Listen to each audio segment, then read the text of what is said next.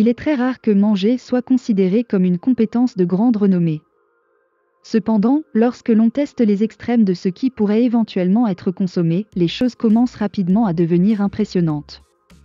Il s'agit d'une liste des 10 exploits diététiques les plus extrêmes, dont la plupart ont été réalisés devant un public. Ceux qui paniquent en avalant accidentellement un morceau de chewing-gum n'ont certainement pas l'estomac pour certaines des choses que les personnes de cette liste ont pu ingérer sans danger. Cependant, ne regardez probablement pas cette vidéo si vous êtes sur le point de manger.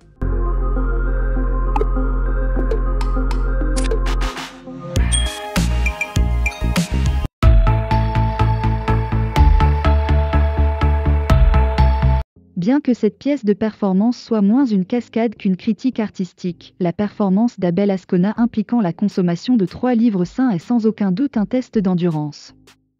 La pièce d'Azcona intitulée « Manger » ou « La ingesta » en espagnol impliquait de manger une Bible, une Torah et un Coran. Il a été joué une fois à Berlin en 2012 et une fois à Copenhague en 2013. Chaque représentation a duré environ 9 heures, avec des pauses sur quelques jours. Cependant, manger 3 textes de taille significative n'était pas le seul obstacle d'endurance impliqué dans Manger. L'installation d'Azcona, étant une critique du fondamentalisme religieux, a également suscité la colère de nombreux fondamentalistes religieux.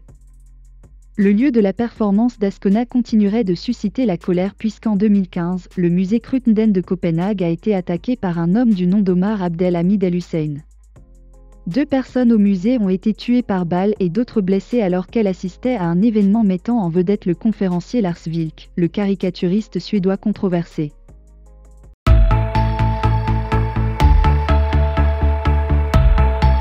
Né en Grèce en 1934, Léon Samson était un homme fort prolifique.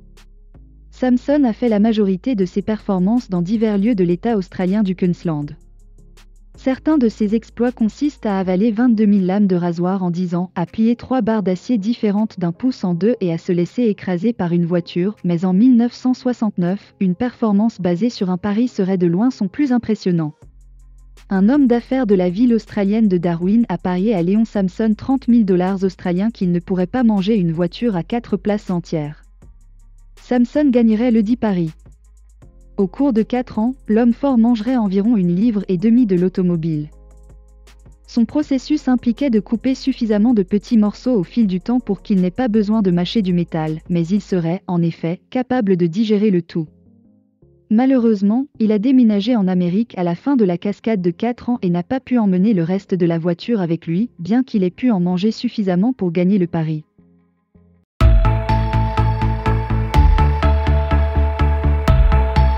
Peut-être que l'un des mangeurs les plus prolifiques de l'histoire était Tarare, un artiste du XVIIIe siècle, un soldat, un espion et, comme certains le prétendent, un possible cannibale. Il montrait régulièrement une propension étrange à manger plus que tout son poids de nourriture tout en ne restant qu'environ 45 kg tout au long de sa vie. Sa situation médicale n'était pas par choix, cependant, bien que l'on sache peu de choses sur l'éducation de Tarare à Lyon, en France, on pense qu'il a été expulsé de sa maison familiale très tôt simplement parce que sa famille n'avait pas les moyens de le nourrir. On prétend que, même à 13 ans, il pouvait manger un quart de bœuf, une portion d'une vache de près de 45 kg. Tout en semblant toujours être sous-alimenté. Il erra donc dans la campagne française, mendiant et volant pour nourrir son appétit anormalement grand jusqu'à ce qu'il se retrouve à Paris en 1788, où il rencontra un médecin du nom de Baron Percy. Le docteur Percy rapporte avoir vu Tarare présenter sa nouvelle capacité étrange dans le cadre d'une revue de pantomime. L'artiste a pu manger beaucoup de choses, y compris des bouchons de liège, des silex, une montre de poche et un boisseau entier de pommes, boisseau compris. Mais peut-être que les choses les plus étranges que Tarare pouvait manger étaient des serpents et des anguilles vivants, sans avoir besoin de prendre une seule bouchée.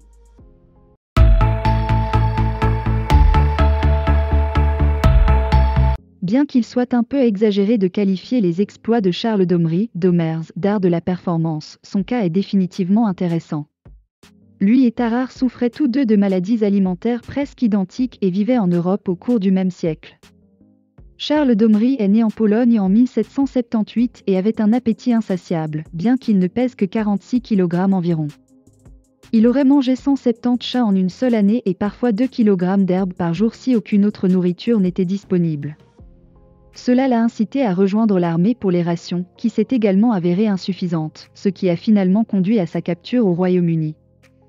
Les médecins ont été immédiatement attirés par les habitudes alimentaires de leur étrange prisonnier et l'ont testé un peu.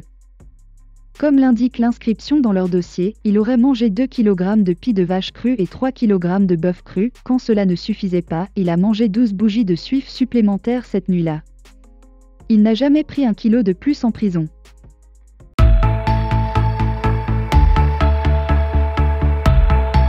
Le titre de cette entrée est un peu une sous-vente sur l'exploit lui-même. Pourtant, le magicien et performeur Hadji Ali avait la capacité d'avaler une quarantaine de noisettes puis une amande, toutes non décortiquées, bien sûr. Il procédait ensuite à la régurgitation des noisettes non décortiquées, une à la fois, jusqu'à ce qu'un membre du public lui demande d'évoquer spécifiquement l'amande. Il était capable d'invoquer l'amande sur commande, peu importe quand cela était demandé.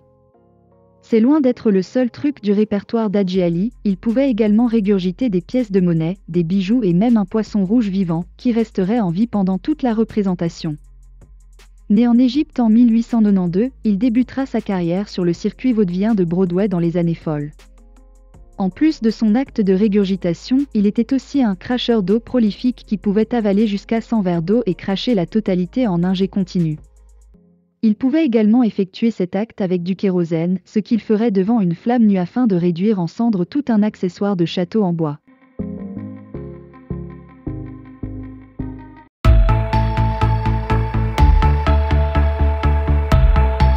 Todd Robbins est un magicien, comédien et autoproclamé freak self-made et a joué son numéro de Sideshow moderne depuis les années 1980.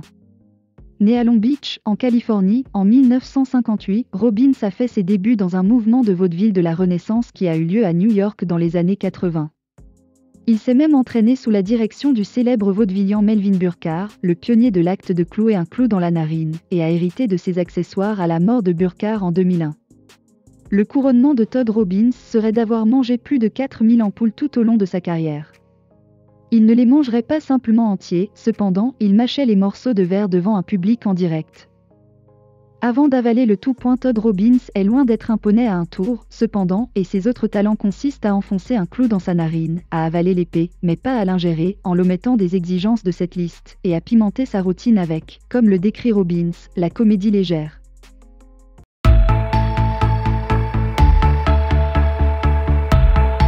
Si les règles des mathématiques tiennent toujours, il va de soi que 25 000 est un peu plus élevé que 4 000.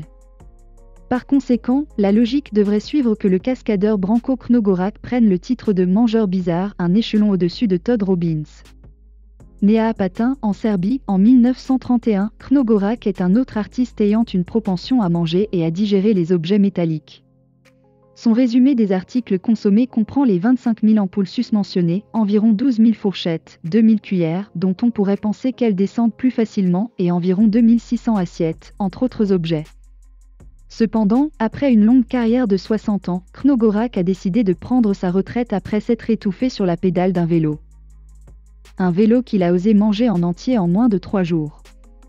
Néanmoins, le cascadeur a survécu et a laissé derrière lui une carrière d'alimentation bizarre qui le qualifie définitivement pour une position élevée sur cette liste.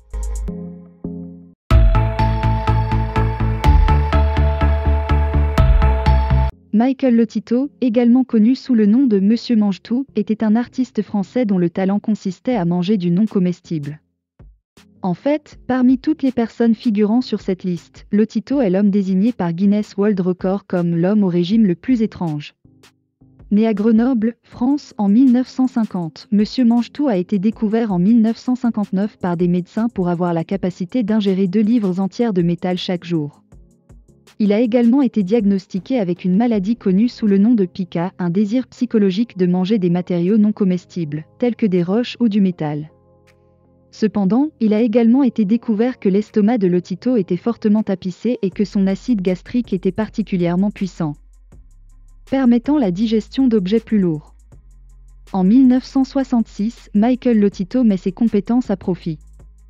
Au cours de ses années de spectacle, il a mangé des téléviseurs, des caddies et des lustres, mais la plus grande quantité de grandes entrées métalliques que Lotito a consommées serait certainement 18 vélos différents.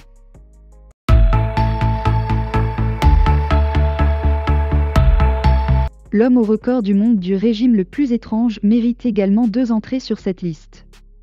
Bien qu'il soit certainement remarquable de pouvoir manger des appareils électroménagers, des téléviseurs aux ordinateurs, le repas qui a permis à Michael Lotito de débarquer dans son illustre statut de détenteur du record du monde Guinness serait celui d'un avion léger Cessna 150. Tout comme Léon Samson et sa voiture, Lotito découperait et mangerait l'avion léger afin de l'ingérer. Cependant, contrairement à Samson, l'interprète français a pu terminer complètement l'avion sur une période de 2 ans. Il lubrifiait également son tube digestif avec de l'huile minérale et buvait beaucoup d'eau.